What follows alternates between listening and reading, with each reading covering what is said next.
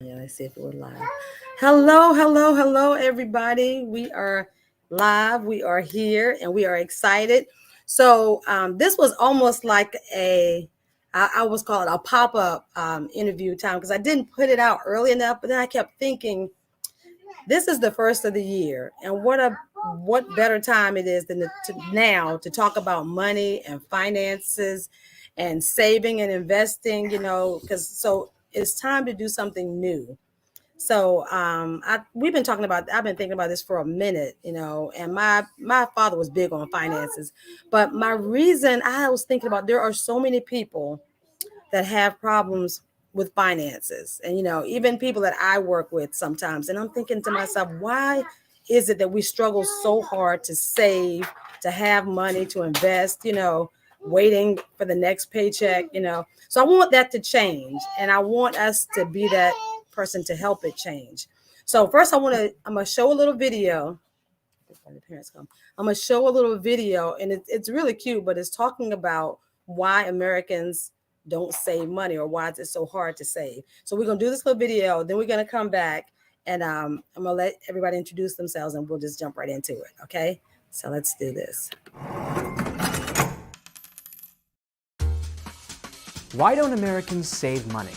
America, the wealthiest country in the world, loves to talk about our wealth formation, our wealth inequality, wealth taxes. But we don't spend a lot of time talking about that little word that makes wealth possible: saving. You build wealth not by spending every dollar you earn at that very moment, but by setting some aside and letting those savings accumulate.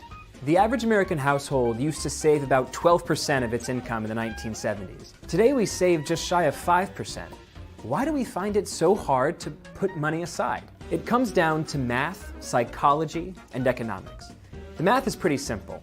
A lot of poor families simply don't make enough money to leave much behind. The bottom 40% of Americans save less than 1% of their income, while the top 1% saves more than half.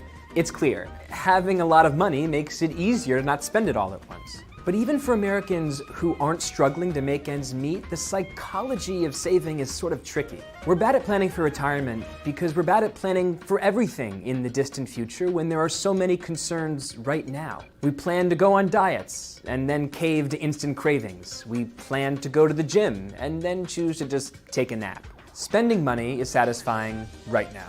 Saving money isn't satisfying for years. Psychology explains a lot, but psychology is universal, and people in other rich countries still manage to save much more than us. So why are Americans so uniquely bad at saving? The problem might be inequality. There's some evidence that the wealth gap encourages some low-income families to spend more on status items like jewelry and nice shoes instead of saving. It's harder to keep up with the Joneses when the Joneses always make us feel poor. How do we fix this? President Obama has endorsed an idea to make retirement plans opt out. This way, workers have to make a conscious decision to not save for retirement. This idea isn't new. Companies used to ask employees if they wanted to set aside money for retirement. Now, many of them just enroll us in 401k plans automatically. Americans can't be trusted to save. Whether it's because of our paychecks, our brains, our national identity, we're addicted to spending all of the money that we take home. Programs that automatically withhold money from our paychecks save us more than just cash. They save us from ourselves.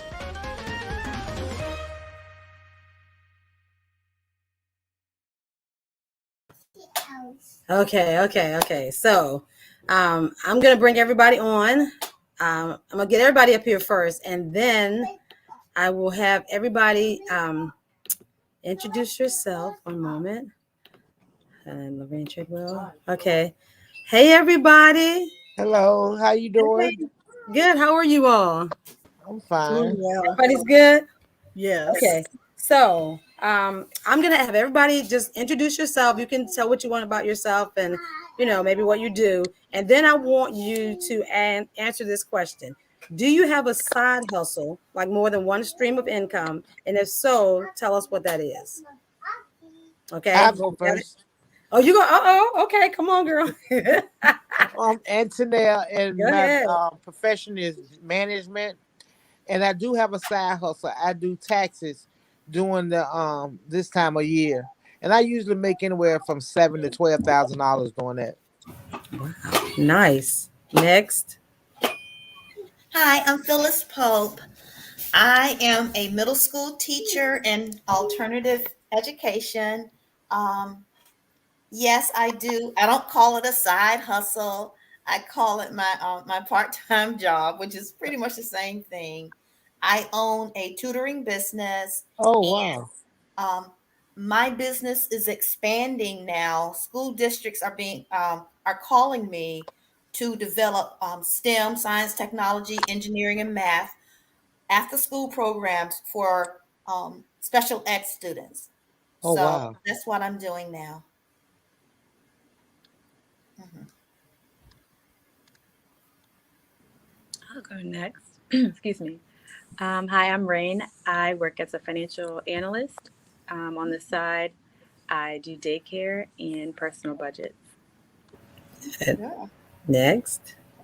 Hi, I'm Angela Cherry, and I'm in ministry. I'm a mom, I'm a nana, et cetera, et cetera. I do have a business called Black Cherry Productions where I do make sweet potato pies and sell them. That's good. Who else? Who needs to go? Let's see. It's going to be me. Can everybody hear me? Yes. My name is Gerald Lattimore, and I guess I can say I'm kind of like semi-retired, but I don't call it retirement. Like Phyllis, I used to be in education. I taught high school, and I was in mathematics, so I was a mathematics teacher. And I guess my side hustle will be considered as I work with a 501c3 foundation, and so even though it helps other people, you can still get rewarded out of the 501c3. So it's many that. So That's fine. about me.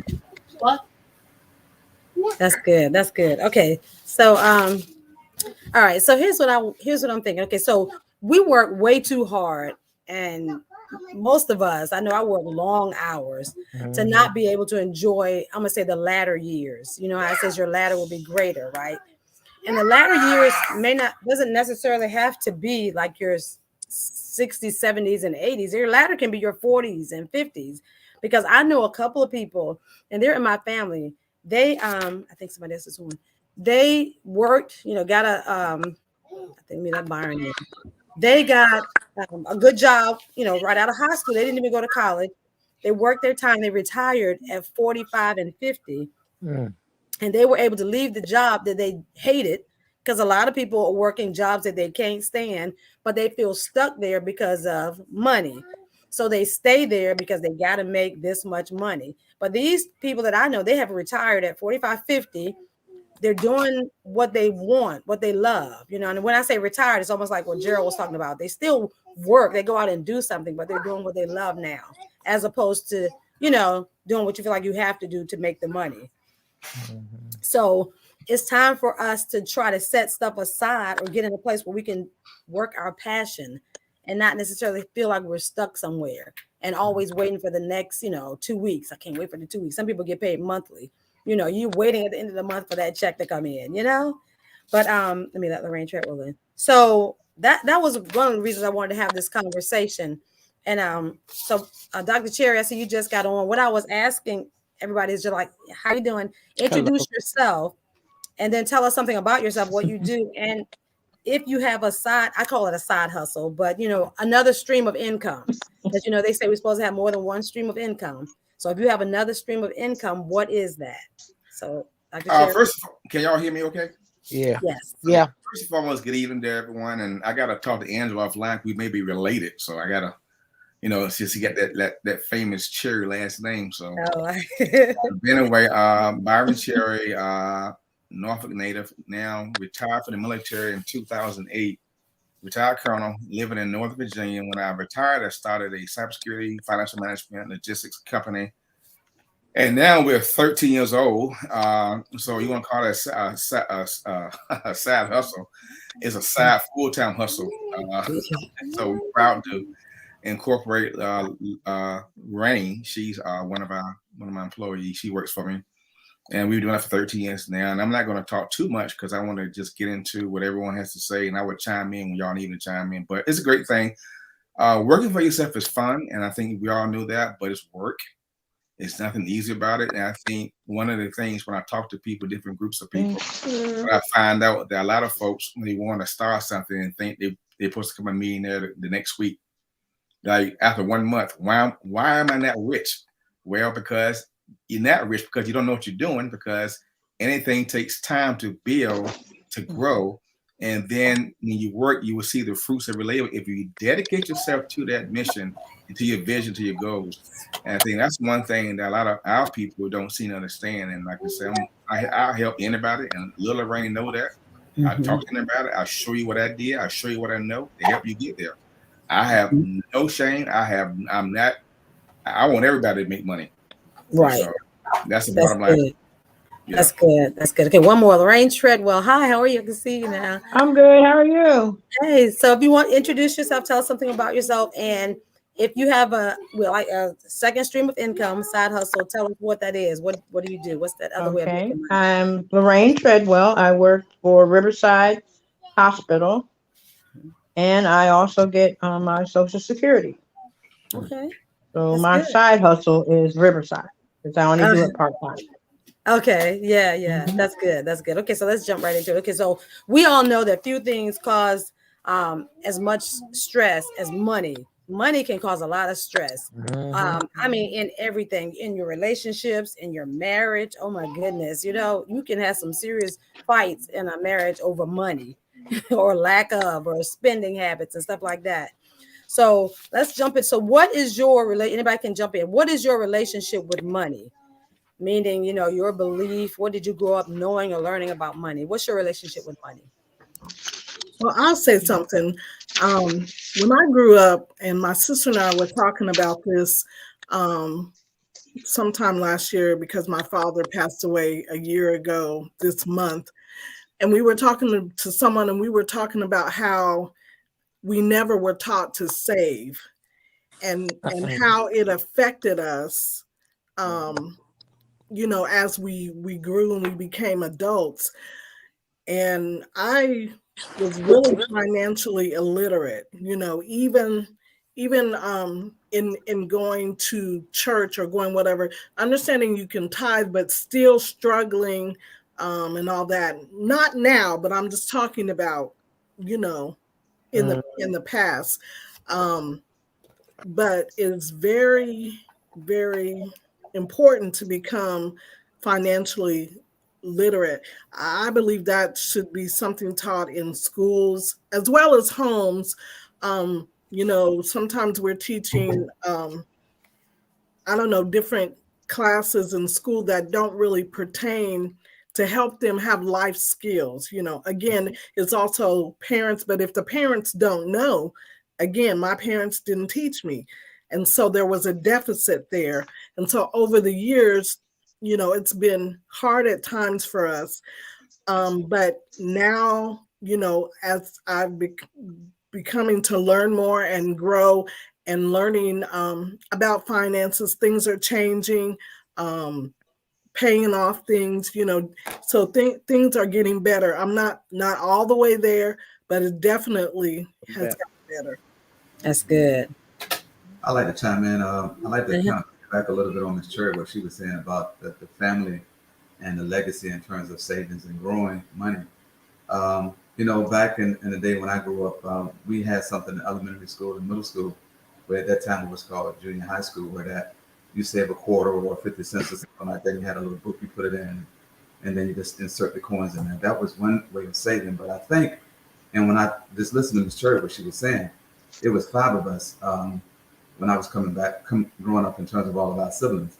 So I guess when it came to my folks or my parents, saving probably was on the burner.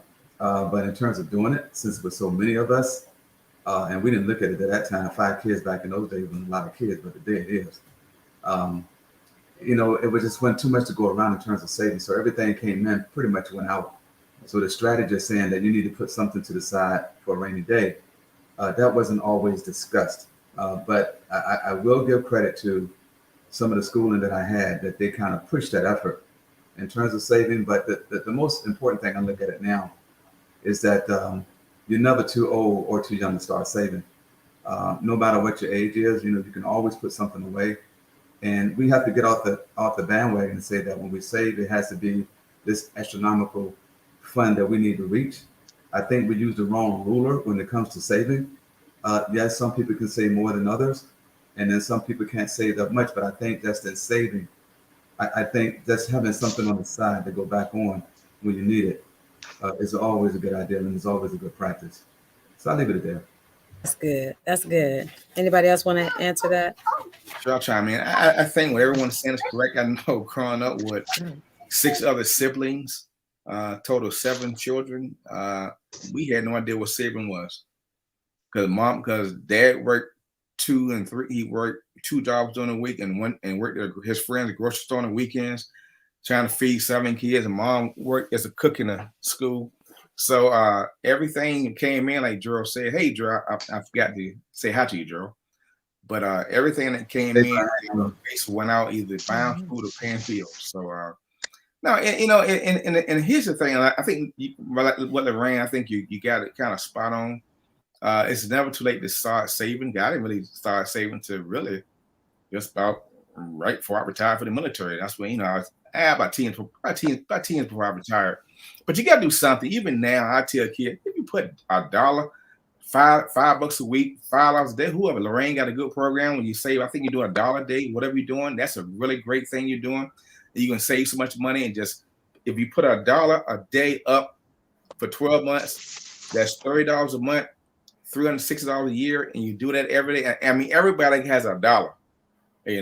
Can put it up in a can or whatever, and then each month bundle it up and everything, start all over again. So I think. And my father-in-law, he's always telling me that when he was living everything, he's always say, you got to say something. I don't care what you get. You got to put something up. You got to put something up, because if you don't have nothing to say, then what you can do. And I think I'm blessed to say that I have definitely been saving and achieved that goal. And I think I got myself set up pretty well to take care of, the kids are grown. They got to do their own thing. I ain't worried about them. But for my, for my wife and I, because we want to have a comfortable future. We ain't trying to have all the money, but we just want to be able to live comfortable and worry about when we do things. I think when I measure success, I tell people, success is not having all the money you can have. It's being able to do things. If something comes up, say, hey, let's go to a concert, let's go to a show, come and take a trip next month to Atlanta or Tampa, which is Little Lorraine's favorite place. You have the money there. You don't have to worry about where the money is going to come from. That's what success is to me. I ain't got to be Bill Gates. I ain't got to be Elon Musk. But if I think, you know what? Hey, hon, let's go to California this summer. We can do that without having to worry about stealing from Peter to rob Paul or whatever. It just and that's what it's all about. Saving money to have a future for you and your spouse or whoever you want to save it for. That's what it's all about. You don't have to be the richest person in the world. Just be comfortable. My success is, am I comfortable? Right. That's good. Right. I like to say something. Go ahead. So I came from a different mindset where in our household, that's all they talked about was saving money. You know what I mean? They always talked about saving money. And what had me thrown for a long time was, they were saving money for a rainy day. So I never really could determine, what's a rainy day? You know what I mean? If I want to go on a trip, is that a rainy day? If I need to help somebody, is that a rainy day? So, I struggled with that for a long time about saving money. And I remember having conversations with maybe my mom or my dad or someone just saying, so tell me again, what am I saving for? I'm saving this money to do what? You know what I'm saying? So it has always been a topic of conversation, I can say, growing up, to save something, and it amazed me that my grandmother, who worked in the fields for a living, and when she expired, had so much money. You know what I'm saying? And I was just like, how did you do that? But I know, and then I think about the limited income and everything that they had, but they were able to wear furs, minks and stuff like that. And I'm like, how in the world did they afford that? but I know, I guess, by saving or whatever. So yeah, it's always been a topic in our household. Save. You know. That's good. That's good. And I heard a lot of stuff right there, because it's not necessarily how much you make. You know, people keep saying, I got to make more. I got to make more. I know you want to make a certain amount, but it's also what you do with what you're already making, you know, like you said, like Byron was saying too, Dr. Cherry was saying, you got to put a little bit aside. It doesn't have to be a lot, you know, but you got to start somewhere. Once you start somewhere and you see that money's being saved, you're like, oh, you know, okay, maybe I don't need those shoes, or maybe I don't need, you know, not right now, right? Somebody Facebook put a question that says, do you believe those who have successfully navigated those waters owe it to their community to expose them to the knowledge if they are lacking? Yes. I don't believe in, it's just like, I'm going to kind of go spiritual here. In the New Testament, the Bible, that's the good news. Are you not going to pass on the good news, or are you going to keep it for yourself? So what we're going to do? We're going to pass on the good news, right? That's good. Okay, so the same thing with the financial management. If you're successful, pass it on. Tell people what you've done and how you did it, and show and help them grow. You know, we can't be selfish, because no one has any rights to keep this for himself. Share with everybody, because you share the word with people. That's good. Or you're a Christian, you're already sharing the word, the good news. So share the good news about saving money. About money. That's good. That's good. Okay, so let's see. When it comes to your finances, anybody else want? I don't want to cut anybody off. Y'all, everybody good? Okay. So when it comes to your finances, what personal goals have you set for yourself? So we all should have some personal goals concerning money and finances and stuff like that. What are your personal goals? I want to say something. Yes, ma'am. Being that I am 12 months from drawing a Social Security check, saving for retirement is one of my goals. I have 2-3 sources saved right now. So I'm looking forward to turning 62 in 12 months so that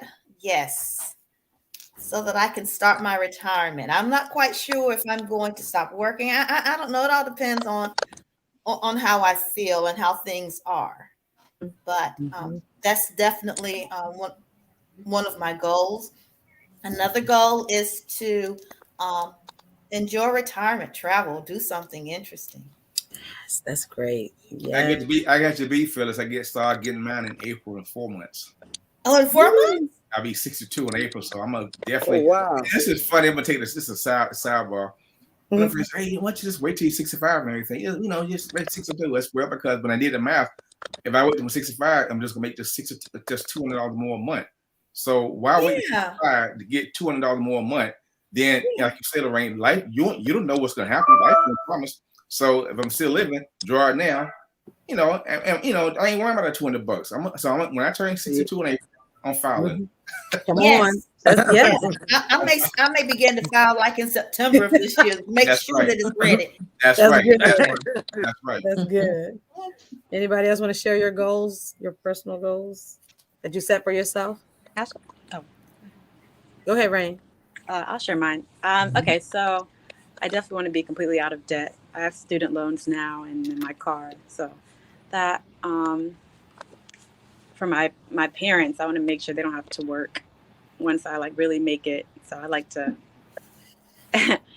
tell them that look, they can eat at home when I eating out, but just be able to give them money. And then for my dream home, I've been like constructing that over a period of time. Paying for cash for that would be awesome. That's good. Kind of big goals, but I think they're doable. People do it. Yeah, and I think you should set big goals. Yeah, for sure. Yeah, definitely. No more bumblebee tuna. Yeah, start now. You're young too. Set big goals now. Yeah. Yes. Yes. Anybody else? Well, I'm still saving for the rainy day. Oh my God. I understand that too. You saying when is a rainy day, but that's true. But once you get enough saved up, you're gonna see. Oh, okay, I got enough for quite a few rainy days. True, exactly. So I mean, I don't think I have like set like a definite goal or anything like that, right? But I do want to I mean, I want some of the same things that everybody wants. You know, I want to be able to travel, but I think I'm a live in the now type person. So I travel now.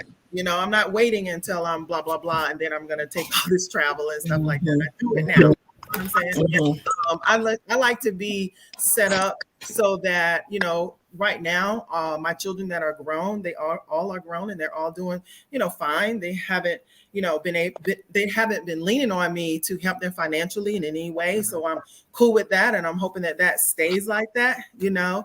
And but I do want to be available. I always want to be an option, you know. So. That's good. That's good. And I think it's good. You can use your money and travel now. You should enjoy. I think we should be able to enjoy because we're working. But like Byron, Dr. Cherry was saying, we can't rob from this, and then we come back from this nice vacation and all this, and then we, you know, we can't keep our lights on, or we can't, you know what I'm saying? Yeah. So it's got to be some kind of balance. Max out your credit cards. Yeah, max out your credit cards, trying to have a work a whole year to pay it off. Right. I don't do that though. So I think it's I think it's important that we plan. Yeah. But you know, I think I want to say this. I think when it comes to saving, everyone makes a great comments. This is really good. But I'm to the point now. I'm 61. I retired from one profession. I get a retirement. I get the VA disability for the VA. Right aside on Social Security. I had the business going. But at some point in time, you want to be able to sit back and smell your own roses. You know, you want to smell the roses. You want to, you know, if you want to drink some wine, drink some alcohol, relax, eat a nice meal, nice restaurant, go to a nice show, travel to Tampa, go to California. I mean, you owe yourself that. I mean, it's funny because I think the last cruise that my wife and I went on, I mean, we met a couple, and the husband was being pushed around in a wheelchair. And like I said before, we got to know him and everything. So, well, you know, I worked all my life and everything, and now I'm retired and everything. But how you having fun? You being pushed around in a wheelchair. What kind of fun is that? Someone got to push you around. So I don't want my whole thing with me was I don't want nobody to push me around in a wheelchair if I go on a vacation. Right. Because how much fun can you really have if someone got to take care of you? Right. Now, and I tell it to everybody, save your money, work hard, okay, and save. Enjoy your fruits of life. Don't work till you're 85 years old, then you retire. You're retired at a decent age, fine, but be able to spend time, enjoy yourself, enjoy your family, enjoy your kids, grandkids, or whatever, and just have a great time. I mean, you know, because that's what life was all about. So I just think it's interesting, you know, the comments that we're making. I think that the person that's getting the most out of this will be Little Lorraine, you know, because we are, you know what I mean? We at this age now. Yeah, I can tell you about how I can take any trip I want. I can do this and I can do that. But when I was 27, as opposed to now being 57 years old, I couldn't do that. My mindset wasn't even. I mean, I thought about saving and stuff like that, but I didn't make the goals and stuff. Wasn't there. Right. I'm kind of like what you said, Byron. You know, when you start approaching retirement, is when you start thinking about, hey, you know what, I better save a little bit of this money or whatever. But if I had done, but I did though. I don't know. I got to take that back, because I think even when I was working, you know, even at 27, I was contributing to a 401k and an IRA, you know what I'm saying? So I don't know if that had anything with doing, you know, with my upbringing and being afraid not to have any money, you know what I'm saying? So I aggressively started saving, and that's what I try to pass on to my kids too, to aggressively save. But so I think I'm just saying that to say a lot of us, you know, we are talking now from a 50 plus. I don't know how old anyone is up here except myself and Lorraine, but I think I'm talking from a 50 plus, you know, we're talking from 50 plus age group, you know what I mean? You know, but if you had a talk, if we had this same conversation, I'm gonna say 30 years ago, I'm sure. Yeah, definitely. I mean, we always think back into, you know, coulda, woulda, shoulda, but you know, right. but we didn't do it. I wasn't saving at 27, 30, or 35, whatever. But when I did start saving, when I turned 40, that's when it's okay, you know what? But I was always told by a financial plan, we all know this. Yeah. It's never too late to start saving. That's right. Do it now. It doesn't matter. Never. It's never too late. I mean, just start doing it. Like you said, you can't put $100 a month or $200 a month. Maybe put $50 a month. Maybe $25 a month. This is something. Yeah. This is something, and it's going to grow. It's going to multiply. Yeah. It's going to grow. Just be smart. That's right. Well, anybody else before we go to that? Go ahead, Gerald. I was going to say I had an opportunity to be exposed to it once graduating from college, and started working in corporate America. And I was just watching your video when you were saying it was showing that about the 401, what is the 401k and other instruments out there to save in. And I think when I really caught on is when I started working at AT&T. And even though the pay wasn't good, I said, you know what? Hopefully, I can advance with this position, but just in case if I don't, I'm going to start saving. But what happened is that during that time, you had the opportunity to put some money in, and then they would match it. It was very good back then. They would match what you put in, and then you can add some more in. And then during those times, the financial market was moving pretty good. Stocks was doubling and tripling and stuff like that. So we did pretty good on our money once we took advantage of it. So it was like forced saving. Well, it wasn't forced saving. It was voluntary if you wanted to do it. I took advantage of that. So in terms of being exposed to things in the 30s and the 40s and then some of the 50s, I had an opportunity to be able to excel at some of that. And then in doing so, I met other people. And I think my relationship with other people that I met, especially in the Northeast quarter, like in New York, New Jersey, those guys up there and women, they was always saving. Their family had taught them how to invest their money, how to get into stocks, how to get into insurance, the mutual funds, the whole thing. And they were telling me this stuff, right? And I'm like, really, I knew about it, but in terms of doing it, I wasn't practicing it. So I think that, when we come across an opportunity, it's like Brian was saying, you want to go back and you want to help people to do the right thing. And part of that would be saving. When we hear these things and we hear people talking about these type of ideas that you can put your money into a good fund to make it grow. I'm not talking about the schemes or the pyramids, anything like that. I'm talking about the real investment tools out there. I think that's the opportunity that we need to take advantage of, especially when you're young. And you hear that 401k, get in it. Yep. Match, put as much as you can in it. Hopefully you can get in one and somebody's going to max up, that's going to match 2 times your money. Those are great things because you can do so much with that. You can borrow off that money. You can do a lot of things with that money. And then I was going to say another thing that you can look at savings too. A lot of people may not know this is the 529 plan. I know we all are past that stage now, but if your child, if the student or your children decide not to go to school, you get that money back. Nice. Amount of years. Brian might can help me with that, but I'm almost sure I heard that the other day. But there's so many other instruments. And that's true. That's true, Joe. You can use in order to be able to save. It's like, what is it that we really want to do? And then the last thing I would say, I kind of look at it like this. And coming through corporate, I was surrounded by some people who I knew had a lot more than me, and not saying that I had to catch up with them or to match what they had, but I had to be in the arena. Be heard. And so sometimes when you're in the arena, like Brian, I take Brian for instance. Brian is a colonel, right? Brian is not going to go down. And, how can I put this? Brian is in the ranks of a field grade officer. When the other officers, like the first lieutenant, second lieutenant, captain, and come to talk to him, I'm quite sure that they're looking at him to say that I want to be like that one day, right?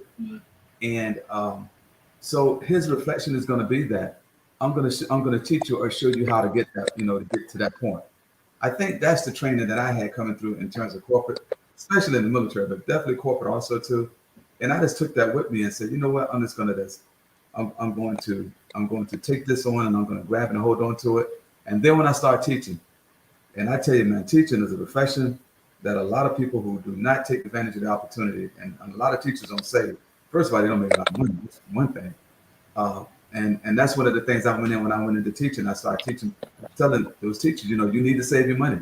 You need to get into this. You need to do this. You need to do whatever you need to do to save money, because eventually, one day you're gonna need it. I need it. That's good. Yeah. That's good. All right, good. So it's a lot of good stuff. So let me ask, let's get to this. Okay. How many of you all participated? Y'all heard about the stimulus challenge that I started last year, right?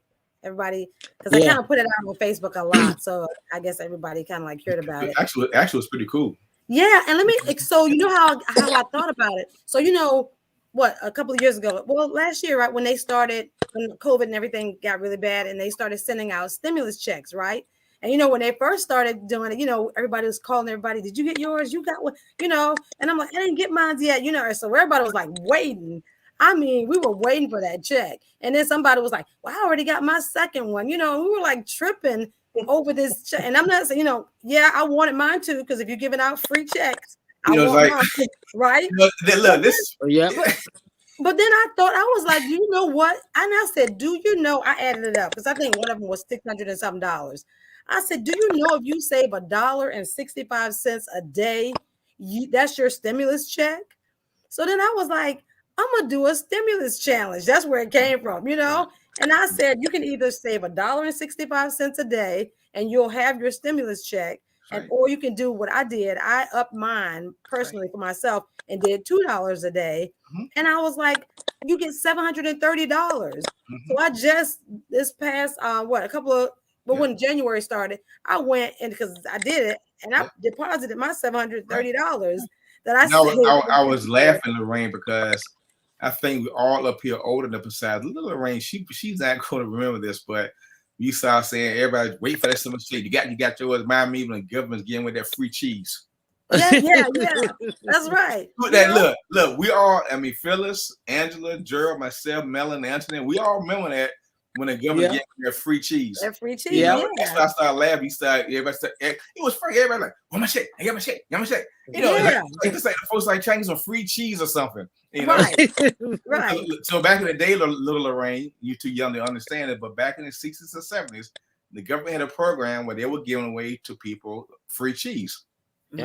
Free cheese. That's right. So it's funny now. But people are getting that free cheese back in the day, though. Yeah. Somebody just commented and tell me that cheese good though. So anyway, but it was. So some of y'all started with me. I know Angela Cherry, she was in with me, right? So what I wanted to ask, so I'm doing it again. I started January 1, right? So just to put this out there before I ask you, if you are doing the stimulus challenge, and if you haven't, you still got time to start. We started January 1. So this is January the 10th, right? So if you are saving $1.65 a day, right now you should have $16.50. If you're upping it like I did, $2 a day, you have $20. And I mean, this is growing steadily, slowly but steadily, and that's how you do it. So Angela, sure, I know you were with me like the whole time. We kept talking about it. Tell me about what you thought about it. I thought it was good. It was challenging in the sense, okay, like did I remember to put it over here and then don't touch it? And then one time I touched it and I was like, no, you can't do that. And I was like, okay, I got to put it back. And so, you know, it was like being disciplined about it. I think that was a key thing. I think in anything in saving, you know, like Dr. Cherry said, whether it's $1 a day, $2, or how we do, it's the discipline of doing it, and then having, you know, the mindset, okay, I'm not going to bother that, you know, especially for things Can't touch it.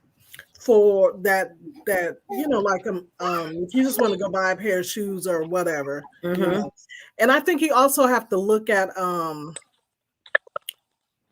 what kind of person you are, like when you do spend money, you know, emotionally, what kind of, because I noticed over the years that when I would, I love to shop. I mean, I still love to shop, but there's a more discipline in it. Like when I was dealing with something for a long time, I didn't realize that was my go-to. I didn't drink alcohol or whatever, you know, so I had to, you know, become disciplined and pull that in, you know. That's good. Anybody else want to? So, it's funny. So yeah. So anybody that want to get, I still, y'all follow me because I'm gonna keep doing updates, and I think it's a great way to start. Like I said, the most is $730, but that's $730 you didn't have before. And like Angela was saying, it takes discipline, it takes determination. You gotta want to do it because it is easy to go ahead and get that out, And I made a post the other day that says a latte a day takes the savings away. So I mean, you can even cut like your lattes or cut like stuff like that. You put that $2 in there to save it or whatever works for you, But so okay, now let's talk about budgeting. Do you have a budget? And do you feel like you are in control of your budget? This is another way where you have to be disciplined. Tell me about, Lorraine, define the budget. I mean, if somebody says, I don't even know what a budget is. Okay, I would say my definition of a budget is telling your money where to go. I think that covers pretty much everything about budget. I am big on my budget. I'm like huge on my budget. When I'm in Virginia Beach now. I moved to Woodbridge to work with Succeed to Lead. Mm-hmm. And I remember I was working at Target at first, and I wasn't making much money. And when I started working with Succeed to Lead and started getting my money together, my aunt would take me to the commissary to shop. And I remember she would have me write my expenses down just to see like what I have coming in, how much I have for whatever. And I would set money aside for groceries and gas and all that. That really set the tone for me. It's just really important. And then also I kind of stress out when my money's not right.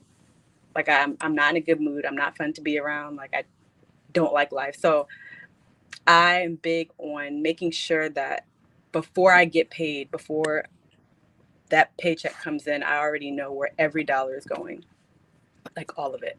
So I'm able to like reach my money goals faster and then just stress a lot less about money or figure out like where I need to cut.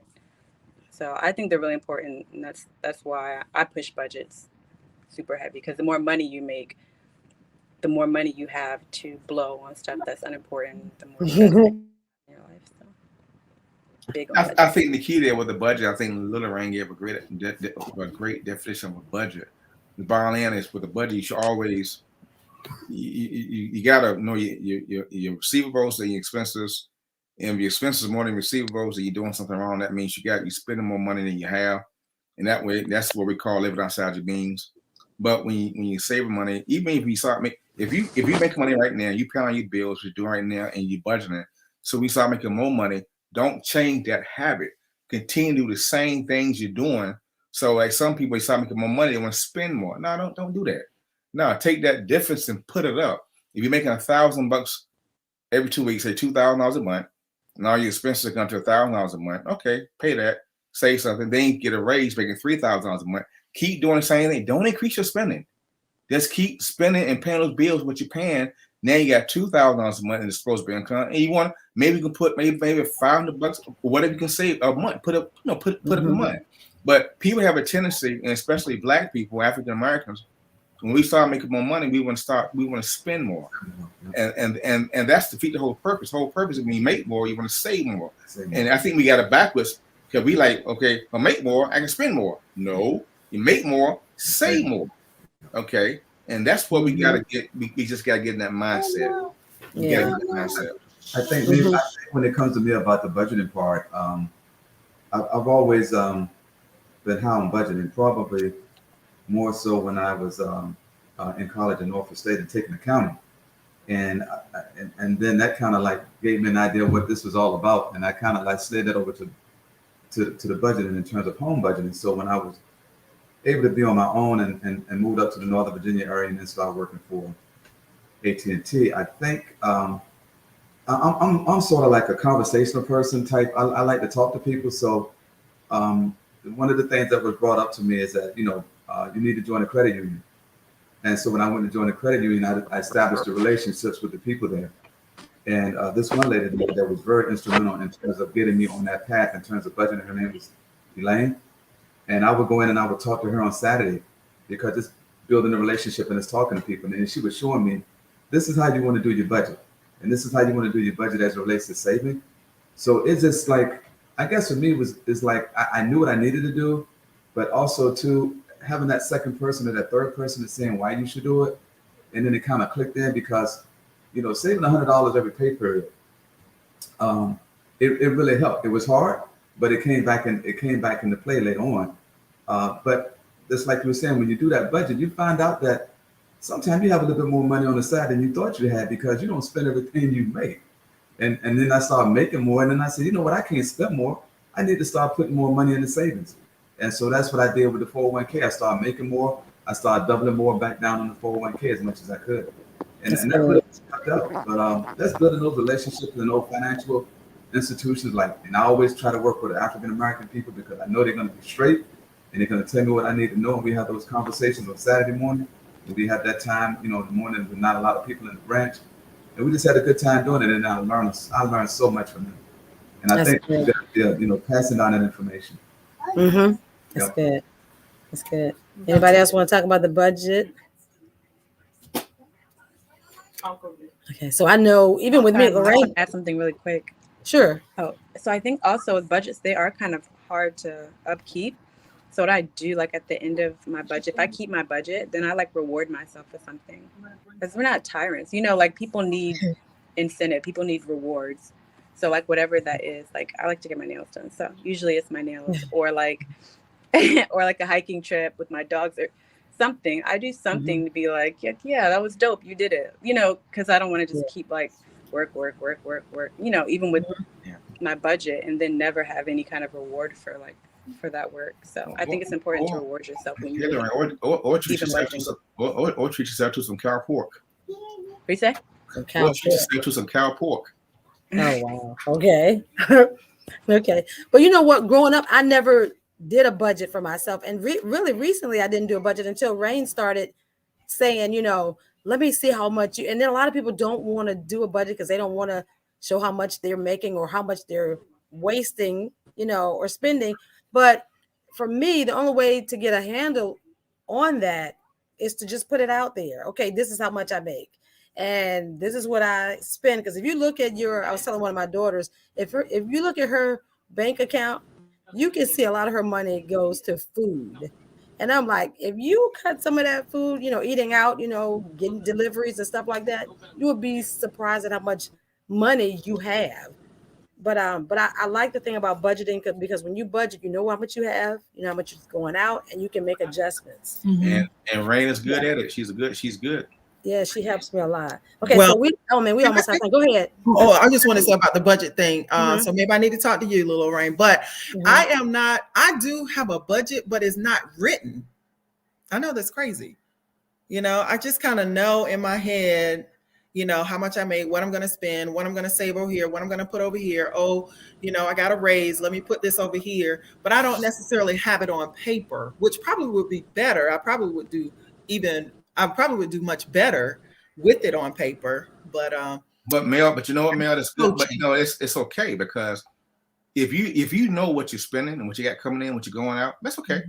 Mm-hmm. Now I would just say I would agree with you, because you already know what's coming in, you know what's going out, you know, and just put it on paper. Yeah. Right, that's why I put it on paper. And say if I see that I'm spending, when you're spending more money or whatever, exactly. and it's so hard sometimes to back up. So what I just take all credit cards out of my purse. I'm not traveling with credit cards or anything for this week or the next week or whatever. Because I sometimes am surprised about the money that I can spend in a week or in a weekend. It's crazy. So, I have to discipline myself in that way.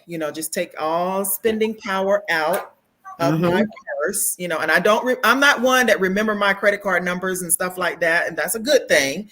So that's good. That's good. Somebody else. I'm with you, Lorraine. Yeah. Little Lorraine. Yeah. So real quick, I know we don't have a whole lot of time. So I really wanted to get to this. I want to know, how can we financially prepare the generations to come? Because I know somebody said something about they don't teach this in schools. Okay, let's say the parents didn't get it, so they don't know. You can only give your children what you know or what you have. Now I know we can educate ourselves, so that's not an excuse, because we actually can educate ourselves on finances and stuff like that. But let's say that doesn't happen at the home. But I think in the schools, they teach so much other stuff, that sometimes I don't think they need to be teaching, especially in elementary school sometimes. Why not start with the basics of, money, learning denominations, learning how to count it, learning, what I'm saying? Learning the little things about how things grow.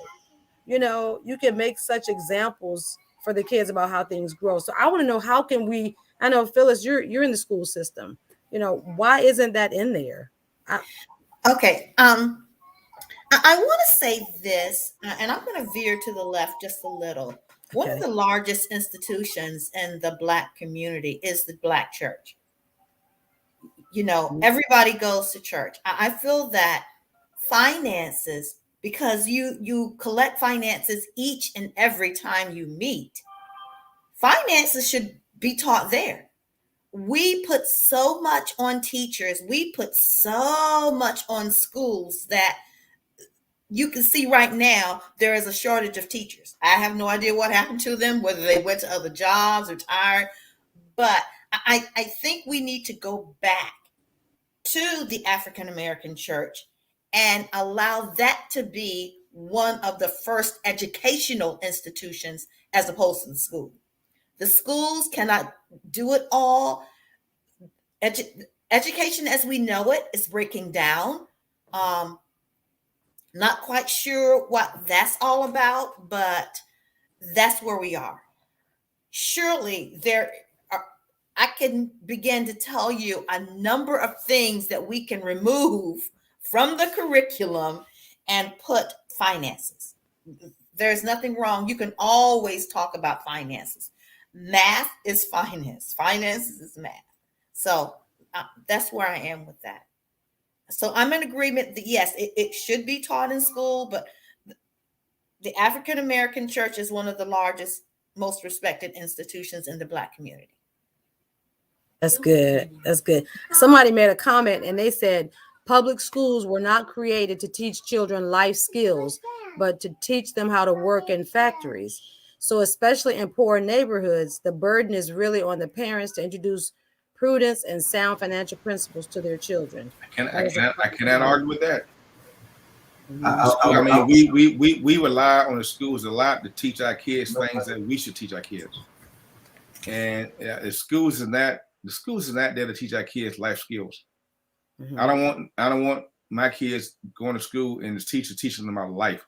No, let me do that, because I'm quite sure that your views are going to be different from mine, and your ways of thinking will be different from mine. So let me worry about the life skills my kids. Let me teach them. You teach them education. Okay. If I can add to that, and in terms of those skills being learned in the public school sector, when I was teaching in high school, now this was in Richmond, Virginia, I had an opportunity to teach an elective.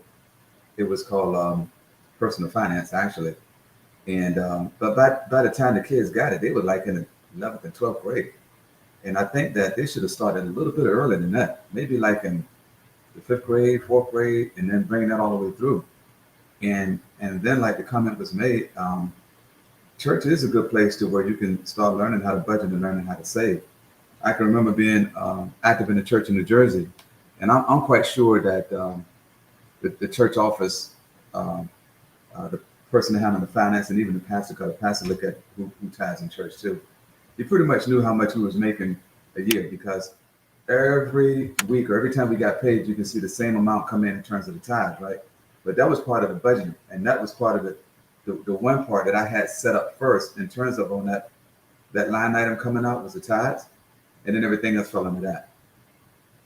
So I think that in terms of schools, I think that what we can do now that we all are grown and we're adults and we know, I wouldn't even wait on the schools anymore. I would just say, hey, you know what? I'm just going to go ahead and start telling the story. Any chance I get, I'm going to let them know in church or at home or on a job, or just when you just have a conversation with children or you're around them, just start having a conversation about savings, about budgeting and understanding what money is. And I don't like to use the word how to build wealth, but sometimes we use wealth in terms of the wrong term, but saving money is building wealth. But wealth is a cushion that is set up to help during times of need. and that's building wealth. So I think, I wouldn't even wait on the system anymore to do it. I would just take it an individual step and just do it on our own and do it. That's good. But I really like what Phyllis was saying about the church. I think that, not just the church, but I think that's a big part that, especially for our people, I think that's a good place. We have classes and we teach this and that, and it's a lot in the Bible about finances and money and stuff like that. So I really think the church is a good place to get the younger generation excited, about money and saving and stuff like that, So, okay, I wanted to keep this to an hour, so we almost out of time. So I just want to, investing. What do y'all think about investing? So real quick about investing. Yes, no, do you? How do you pick? Yeah. Yes, but do your research. Okay. There's a lot of books out there. There's a lot of YouTube channels. You research. There's a lot of resources. Bitcoins out there, cryptocurrency. Just do your research. Because right now I've been dabbling for the last year and a half in cryptocurrency. So it's kind of fun. I mean, but you gotta know there are 3 cryptocurrencies that I'm invested in, but you gotta go out there like anything else. You gotta study, research it, make sure it's an investment. You can put in, you can lose what you put in. So does it work? Does it work? Oh yeah, it does. Okay. Yeah. Okay. I can tell you the ones I'm in. You want to know, but yeah, I can tell you, it works. So, somebody in the comments actually said, where should you invest your money since banks aren't paying a lot of interest? You can forget about bank. I'm gonna tell you, when I was thinking about a savings, you put your money like when I did the stimulus, I put my money. It's in there for a few minutes, but it's not gonna be in there. I want to take it out, and it's not gonna grow there. That's a savings account. So all they're doing is saving my money till I go back and get it. And you look sometimes, and they give you an interest of what 0.01 or maybe 3%, or something low. Your money's never going to grow in a bank savings account. So somebody did ask, where do you invest? What should you invest in? So somebody said, what you invest in the stuff that you. Rain, what did you say about what you use? What did you say? Yeah. I think a good place to start is. Yeah, I would just tell people, look at cryptocurrency. I mean, Bitcoins, cryptocurrencies, all like that, and everything, and just start studying, start researching it. Because I'm telling you, that's where you got right. It's right now so big. You have a lot of athletes now, professional athletes right now, who get new contracts, and part of their contracts they are negotiating with these professional teams. They want to have their money paid in cryptocurrency. Oh wow, okay. Yeah, because that's what they're doing. So yeah, I would tell people, and they got so much out there. Someone can be as low as investing like maybe 3 cents per share. I mean, the new stuff that have potential. And then I would just say follow where a lot of the big money guys are putting their money at. But yeah, cryptocurrency is fun, but like anything else, you got to research because it's an investment, and you put in, you can lose it or you can double it or whatever. So but it's fun. Okay. Yeah. The bank, banks though, yeah. Yeah, I think what companies that you use every day, I think it's good to look at their charts. You can look on Google, Yahoo Finance, and just go back. Just look, like before you even put any money in, look for like 1 month, 3 month, year, 5 year. Look to see if it's been steady growth. Companies like that, Apple, not financial advice, by the way. Apple, Tesla, a little more volatile. Microsoft, any of the companies that have been around for a while, that are Starbucks that you see popping up. These companies typically are good companies to invest in. But also, I would say definitely pick up some books. YouTube channel. Peter Lynch is a great YouTube. He does a lot of interviews. He's on YouTube. You can check him out. But in the S&P 500, it's just a group of all the companies continually going up. I think you should look at that. And then they have groups of companies that you can invest in, so that you're not putting all your money in one company. It's a collective. Okay. So I say do your research, read some books, check out some people who are speaking about it on YouTube, and then use your own conviction. The companies that you use all the time that are trusted, I think it's a good place to start. That's good. All right. That's great. And a lot of those companies use every day now. They also part of cryptocurrency. So.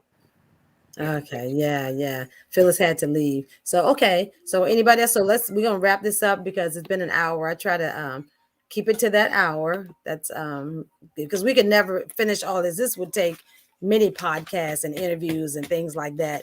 But okay, so to wrap it up, everybody, y'all got to make this quick. Okay, just tell me something that you would share with someone. Well, I don't even gonna say the age. It doesn't matter. Tell me something that you would share with someone who doesn't know anything about savings or stuff like that, but they want to change their lifestyle. They want to do something different because they want to have something later. Tell me something. One piece of advice you would give them. Make it quick, y'all. Who wants to go first? Save. Teach them how to save. I'm sorry. Go ahead, Angela. So mine would be don't ever forget to pay yourself while you're paying everybody else. That's good.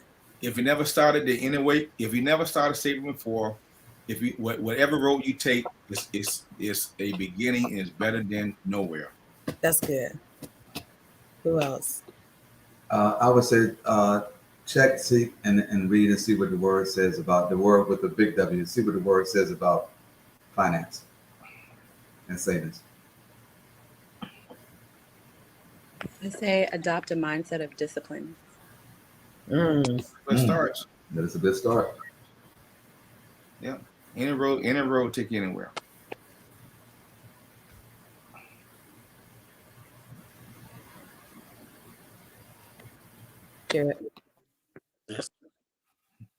Thank you, Madam Host. You're on mute. You're on mute. Thank you, everybody. Yeah, thank you very much. Yeah, and thanks everybody for joining in. And of course, we're gonna have another conversation dealing with another portion of money and stuff like this. But I appreciate everybody taking your time out on this Monday. And you guys just enjoy and keep saving. If you have any ideas, any good books, let us know. One of them I know that Rain is reading is called hold on, y'all, I'm sorry. Millionaires. What is it? What is it, Lorraine? Top 10 distinctions between millionaires and the middle class. Okay, top 10. Yeah, so that's a really good read. And it's plenty more out there. So anyway, thank you all for joining. Thank you for giving us your words of wisdom and stuff like that. I appreciate y'all so much. Thank you. Thank you. Everybody have a wonderful, wonderful night.